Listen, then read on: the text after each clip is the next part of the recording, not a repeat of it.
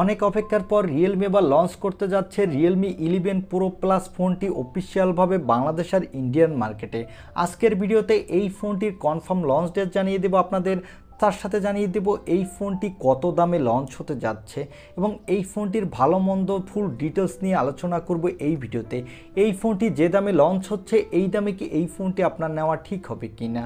So এই ফোনটি সম্পর্কে ফুল ডিটেল জানতে হলে আপনাকে বলবো সম্পূর্ণ ভিডিওটি দেখার জন্য। চলুন আর কথা না বাড়িয়ে আমরা সরাসরি চলে যাই মূল ভিডিওতে। তবে মূল ভিডিওতে যাওয়ার আগে আপনার কাছে ছোট্ট রিকোয়েস্ট, আপনি যদি আমাদের চ্যানেলটি প্রথমবার ভিজিট করে থাকেন তাহলে আমাদের চ্যানেলটি সাবস্ক্রাইব করে পাশে থাকা বেল আইকনটি প্রেস করে রাখুন। আর অলরেডি সাবস্ক্রাইব করে থাকলে থ্যাংক ইউ সো মাচ। প্রথমেই কথা বলবো এই ফোনটির লুক ও ডিজাইন নিয়ে। এই ফোনটির ব্যাক সাইডে পেয়ে যাবেন রাউন্ড শেপের একটি ক্যামেরা বাম্প, আর এখানে পেয়ে যাবেন ট্রিপল ক্যামেরা স্টাফ। আর এই ফোনটির ব্যাক প্যানেলটি হলো লেদারের, আর এই ফোনটির বডি ফ্রেমটি কিন্তু প্লাস্টিকের। এর নিচের দিকে পেয়ে যাবেন ইউএসবি টাইপ সি এবং স্পিকার, তবে এখানে কোনো 3.5 মিলিমিটার হেডফোন জ্যাক দেওয়া হয়নি। আর এই ফোনটির ফ্রন্টে পেয়ে যাবেন একটি মিডল পাঞ্চল কাটিং সেলফি ক্যামেরা, আর এর ডিসপ্লেটি হলো একটি কার্ভ ডিসপ্লে। ওভারঅল এই ফোনটির লুক ও ডিজাইন কিন্তু দেখতে এক কথায় দুর্দান্ত লাগছে। আমার কাছে দুর্দান্ত লেগেছে, আপনাদের কাছে কেমন লেগেছে তা কমেন্ট করে জানাতে পারেন। এবারে কথা বলবো এই ফোনটির ডিসপ্লে কোয়ালিটি নিয়ে।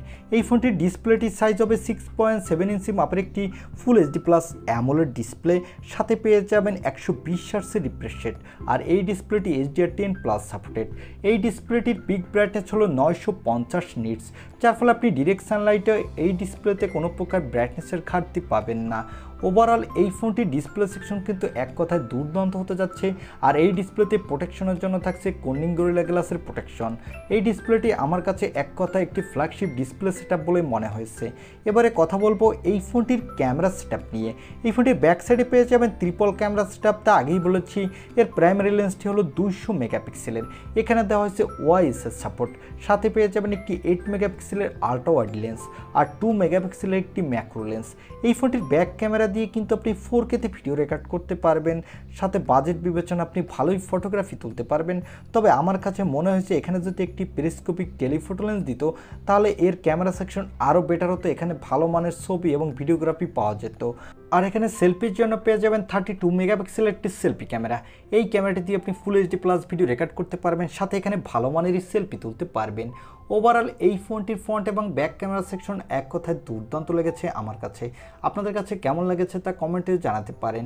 এবারে কথা বলবো এই ফোনটির মূল হাইলাইটের সেকশন, অর্থাৎ এই ফোনটির প্রসেসর নিয়ে।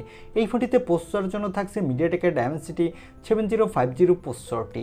এই প্রসেসরটি 6 ন্যানোমিটার আর্কিটেক্টে বিল্ড এবং এই প্রসেসরটি দিয়ে কিন্তু আপনি ভালো মাল্টিটাস্কিং করতে পারবেন, সাথে এখানে মোটামুটি ভালোই গেমিং এক্সপিরিয়েন্স পাবেন। এখানে PUBG, free fire, call of duty, Asphalt 9-এর মতো গেমগুলো আপনি ভালোই স্মুথলি প্লে করতে পারবেন। আর এই ফোনটিতে আউট অফ দ্য বক্স পেয়ে যাবেন অ্যান্ড্রয়েড 13, এর ব্যাকএন্ডে পেয়ে যাবেন রিয়েলমি UI 4.0। এখানে সিকিউরিটির জন্য পেয়ে যাবেন ইন ডিসপ্লে অপটিক্যাল সেন্সর, আর এই সেন্সরটি কিন্তু ভালোই ফাস্ট হতে যাচ্ছে। এবং ব্যাটারির জন্য পেয়ে যাবেন 5000 mAh এর একটি ব্যাটারি, সাথে পেয়ে যাবেন 100 ওয়াটের একটি ফাস্ট চার্জার। এই চার্জারটি দিয়ে কিন্তু এই ব্যাটারিটি আপনি ভালোই দ্রুত চার্জ করে নিতে পারবেন। এই ফোনটি মার্কেটে আপনি 3টি কালার ভেরিয়েন্টে পাবেন, ব্ল্যাক, গ্রিন এবং গোল্ড। তবে এই ফোনটিতে কোনো extra dedicated micro SD card slot পাবেন না, যার ফলে আপনি চাইলেও আপনার ইচ্ছামতো স্টোরেজ বাড়াতে পারবেন না। এবং আগেই বলেছি এই ফোনটিতে কোনো 3.5 মিলিমিটার হেডফোন জ্যাক দেওয়া হয়নি। আর এই ফোনটিতে পেয়ে যাবেন LPDDR4X র্যাম, সাথে পেয়ে যাবেন UFS 3.0 স্টোরেজ, যার ফলে এই ফোনটি র্যাম এবং স্টোরেজ ভেরিয়েন্টটি কিন্তু ভালোই ফাস্ট হবে। এবং এই ফোনটি মার্কেটে আপনি 3টি র্যাম রম ভেরিয়েন্টে পাবেন। এর বেস ভেরিয়েন্টটি হলো 12256 GB, মিডল ভেরিয়েন্টটি হলো 12512 GB, আর টপ ভেরিয়েন্টটি হলো 1TB/12 GB। এবারে জানিয়ে দিব এই ফোনটি কবে অফিসিয়ালভাবে লঞ্চ হবে এবং এর দাম কেমন হবে। এই ফোনটি অফিসিয়ালভাবে ইন্ডিয়ান মার্কেটে এই নেক্সট মান্থের ফার্স্ট উইকেই লঞ্চ হতে যাচ্ছে এবং এর বেস ভেরিয়েন্টের দাম হবে ইন্ডিয়ান মার্কেটে 28 থেকে 29,000 রুপির মধ্যে। তবে আপার ভেরিয়েন্টগুলোর দাম আরেকটু বেশি হবে। আর এই ফোনটি বাংলাদেশে অফিসিয়ালভাবে লঞ্চ হতে অনেকটা লেট হবে, তবে এই ফোনটি বাংলাদেশে আপনি আনঅফিসিয়ালভাবে নেক্সট মান্থের শেষের দিকেই পেয়ে যাবেন। তবে এই ফোনটির আনঅফিসিয়াল দাম কিছুটা বেশি হবে বাংলাদেশের মার্কেটে। এই ফোনটি আনঅফিসিয়ালভাবে এর বেস ভেরিয়েন্টটি আপনি বাংলাদেশ থেকে কিনতে পারবেন 37 থেকে 38,000 টাকার মধ্যে। আমার মনে হয় যাদের বাজেট হলো 35,000-এর উপরে এবং এই বাজেটের মধ্যে রিয়েলমির একটি সেরা অলরাউন্ডার ফোন কিনতে চান, তারা চাইলে এই ফোনটি নিতে পারেন। কারণ এই ফোনটি লুকো ডিজাইন কিন্তু এক কথায় দুর্দান্ত। তাছাড়া এই ফোনটিতে দেওয়া হয়েছে কার্ভ ডিসপ্লে এবং মোটামুটি ভালো একটি গেমিং প্রসেসর। তাই চাইলে আপনি এই বাজেটে এই ফোনটি নিতে পারেন। এই ছিল রিয়েলমি 11 প্রো প্লাস এই ফোনটির ছোটোখাটো একটি রিভিউ। আই হোপ ভিডিওটি আপনার ভালো লেগেছে।